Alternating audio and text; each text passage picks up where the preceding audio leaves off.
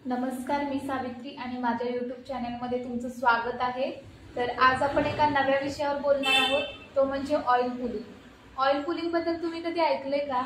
Oil पुलिंगचं खूप जास्त आपल्या बॉडीसाठी चांगले इफेक्ट जाणवतात। आपण डेली ऑइल पुलिंग केलं तर आपल्या बॉडीमध्ये खूप चांगले परिणाम जाणवतात। आपली बॉडी डिटॉक्सिफाय व्हायला लागते। तसेच आपले जे तोंडातील जेवढे काही बॅक्टेरिया असतात, बॅड बॅक्टेरिया असतात, ते सगळे नष्ट व्हायला लागतात। तर हे ऑइल पुलिंगमध्ये जास्त काही रॉकेट सायन्स नाही, तर सिंपल मेथड आहे।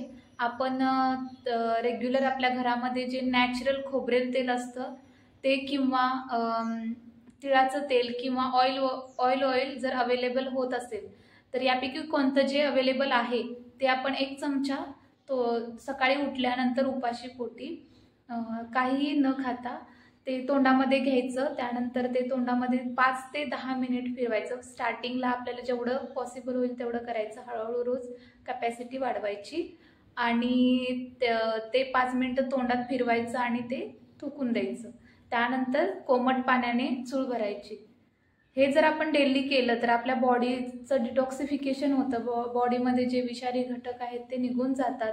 तसेच तोंडातील जे बॅड बॅक्टेरिया आहेत ते निघून जातात आणि जर तोंडाला दुर्गंध येत असेल किंवा तोंडामधून वास येत असेल तर त्याच्यासाठी पण इफेक्टिव्ह आहे।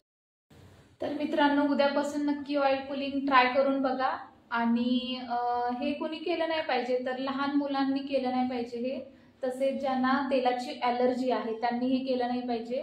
तुम्ही ऑइल पुलिंग करून बघा आणि 7 दिवसानंतर मला नक्की कमेंटमध्ये सांगा की तुम्हाला काय इफेक्ट जाणवला।